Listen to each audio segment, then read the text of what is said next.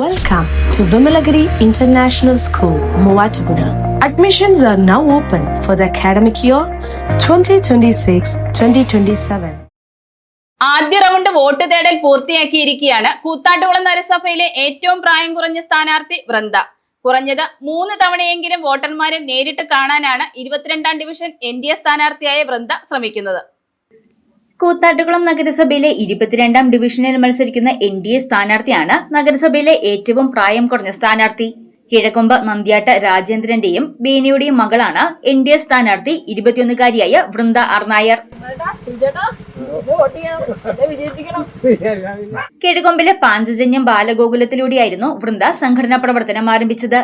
Polytechnic പൂർത്തീകരിച്ച വൃന്ദയെ നരേന്ദ്രമോദി നേതൃത്വം നൽകുന്ന BJP സർക്കാരിന്റെ വികസന കാഴ്ചപ്പാടുകളാണ് NDA സ്ഥാനാർത്ഥിയാക്കുവാൻ പ്രേരിപ്പിച്ചത്.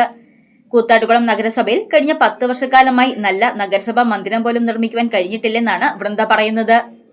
ചിലയിടങ്ങളിൽ റോഡുകൾ സഞ്ചാരയോഗ്യമല്ല, കുടിവെള്ളം ലഭിക്കുന്നില്ല, കോളനികളിൽ ഇനിയും വികസനങ്ങൾ വരാനുണ്ട്. ഭരണം പിടിക്കുവാൻ കാണിക്കുന്ന വ്യഗ്രത മാത്രമേ LDF UDF മുന്നണികൾക്കുള്ളൂ. റോഡ്, കുടിവെള്ളം, കോളനികളുടെ നവീകരണം ഇവിടെയൊക്കെ ഇനിയും വികസിക്കുവാനുണ്ട്. എനിക്ക് വ്യക്തമായ വികസന കാഴ്ചപ്പാടുണ്ട്.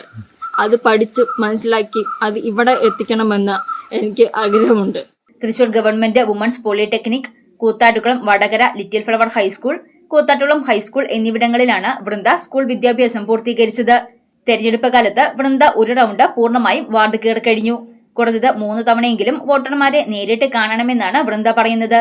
കൂത്താട്ടുകുളം മുനിസിപ്പൽ സമിതി പ്രസിഡന്റ് NR ശ്രീകുമാർ, ജില്ലാ സെക്രട്ടറി റോയി എബ്രഹാം, മുനിസിപ്പൽ സമിതി secretary KK Raju, Mohanan Nair, Kizhakkombu NR Rajendran എന്നിവരാണ് വൃന്ദയോടൊപ്പം ഇലക്ഷൻ പ്രചരണത്തിനുള്ളത്.